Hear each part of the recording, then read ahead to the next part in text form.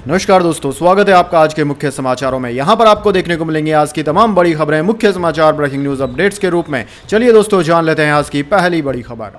लोकसभा चुनाव में नहीं लगवाएंगे पोस्टर, न पिलाएंगे चाय। गडकरी बोले, जिनको वोट देना होगा वो खुद देगा, जिसको नहीं देना होगा वो नहीं देगा। जी हां दोस्तों, देश के 5 राज्यों में विधानसभा चुनाव और अगले साल लोकसभा चुनाव से पहले केंद्रीय मंत्री नितिन गडकरी ने बड़ा बयान दिया है। गडकरी का कहना है कि इस बार लोकसभा चुनाव में वो पोस्टर बैनर नहीं लगवाएंगे, न ही चाय पानी पिलाएंगे। उन्होंने आगे कहा कि जिसको वोट देना है वो खुद आकर देगा, जिसको नहीं देना है वो नहीं देगा। गडकरी ने शुक्रवार को महाराष्ट्र के वाशिम में 3 राष्ट्रीय राजमार्ग परियोजनाओं के उद्घाटन के दौरान ये बातें कही। केंद्रीय सड़क परिवहन और राजमार्ग मंत्री और वरिष्ठ भाजपा नेता नितिन गडकरी का कहना है कि मैं चुनाव में रिश्वत नहीं लेता हूं और न ही किसी को ऐसा करने की अनुमति दूंगा, लेकिन मुझे विश्वास है कि मैं ईमानदारी से आप सभी की सेवा कर सकूंगा। इसके बाद दोस्तों, अगली बड़ी खबर। 2000 के नोट को बदलने की मियाद 1 हफ्ते बढ़ी। आरबीआई का नया सर्कुलर 7 अक्टूबर तक बैंकों में बदल सकेंगे।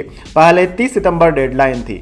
जी हां दोस्तों, रिजर्व बैंक ऑफ इंडिया यानी कि आरबीआई ने 2000 रुपए का नोट बैंक में जमा कराने या इससे दूसरे नोटों की बदली की तारीख को 7 अक्टूबर तक बढ़ा दिया है। आरबीआई ने शनिवार को सर्कुलर जारी करके कहा है कि विड्रॉल प्रोसेस का तय समय खत्म होने के बाद रिव्यू के आधार पर 2000 रुपए के नोट को जमा और बदलने की मौजूदा व्यवस्था को 7 अक्टूबर 2023 तक बढ़ाने का फैसला किया गया है। इससे पहले न्यूज एजेंसी के हवाले से खबर आई थी कि 30 सितंबर तक 2000 का नोट न बदले जाने पर अगले दिन यानी कि 1 अक्टूबर से उसकी वैल्यू 0 हो जाएगी। हालांकि सूत्रों ने जानकारी दी है कि शाम तक आरबीआई नोट बदलने की समय सीमा को बढ़ा सकता है। ऐसा ही हुआ और आरबीआई ने 2000 के नोट बदलने की डेडलाइन 1 हफ्ते के लिए आगे बढ़ा दी है।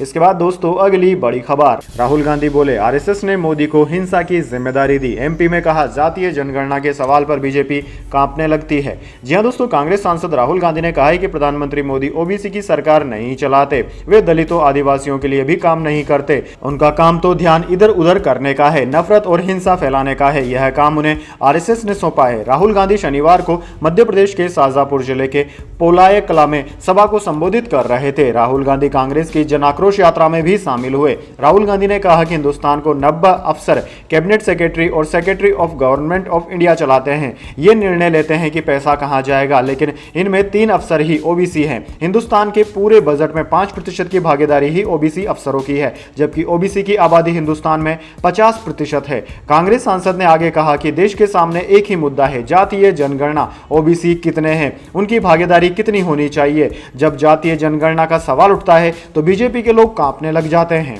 इसके बाद दोस्तों, अगली बड़ी खबर। जिहादी भाषण वीडियो देखकर शाहरुख ने की आतंकी वारदात। केरल ट्रेन अग्निकांड में एनआईए की चार्जशीट दाखिल। जी हां दोस्तों, एक शख्स जिसका ठिकाना यहां दिल्ली के शाहीन बाग में था, वह एक दिन अचानक घर से निकल गया, ट्रेन पकड़ी और केरल की ओर चल पड़ा। घर वाले सोच रहे थे कि बेटा कहीं गया होगा, लेकिन इस नौजवान के दिलो ज़हन में एक खौफनाक वारदात पल रही थी। इरादा था कि वह दिल्ली से दूर जाकर आतंकी वारदात को अंजाम देगा और उसने ऐसा ही किया। दोस्तों, आपकी जानकारी के लिए बता दें, उसके इरादे कामयाब नहीं हो पाए। शख्स पकड़ा गया, पूछताछ के कई सिलसिले चले और जो खौफनाक बातें सामने आई वो जांच कर रही एनआईए ने इस आधार पर शुक्रवार को चार्जशीट में दाखिल करके बताई। दरअसल दोस्तों, एनआईए ने चार्जशीट में कहा कि शाहरुख सेल्फ रेड क्लोज था, जिहाद करने के इरादे से दिल्ली से केरल गया और आतंकी वारदात को अंजाम दिया। शाहरुख का प्लान था कि वो दिल्ली से दूर आतंकी वारदात को अंजाम देगा और फिर शाहीन बाग आकर नॉर्मल जिंदगी जिएगा। दोस्तों, आपकी जानकारी के लिए बता दें, राष्ट्रीय जांच एजेंसी ने शुक्रवार को केरल ट्रेन आगजनी मामले में एकमात्र आरोपी के खिलाफ चार्जशीट दायर कर दिया है। इस हादसे में एक बच्चे सहित 3 यात्रियों की मौत हो गई थी और 9 अन्य घायल हो गए थे। 27 साल के आरोपी शाहरुख सैफी पर आईपीसी, यूए, पीए, रेलवे अधिनियम और पीडीपीपी अधिनियम की विभिन्न धाराओं के तहत आरोप लगाए गए हैं। इसके बाद दोस्तों, अगली बड़ी खबर। पंजाब में रेल रोको आंदोलन हुआ खत्म। सिक्योरिटी चेक के बाद अमृतसर चंडीगढ़ होगी रवाना। 598 ट्रेनें हुई प्रभावित। अमृतसर में टोल कर्मचारियों किसानों में झड़प। जी हां दोस्तों, पंजाब में मुआवजा, एमएसपी और कर्ज माफी को लेकर किसानों का आंदोलन शाम 4 बजे खत्म हो गया। किसान अब धीरे धीरे ट्रैक पर धरना खत्म कर रहे हैं। जल्दी सिक्योरिटी चेक के बाद ट्रैक पर ट्रेनों की आवाजाही फिर से शुरू हो जाएगी। हरियाणा में भी आज किसानों ने प्रदर्शन किया। यहाँ किसान रेलवे ट्रैक पर बैठे। 19 किसान संगठनों ने 21 जगहों पर प्रदर्शन किया।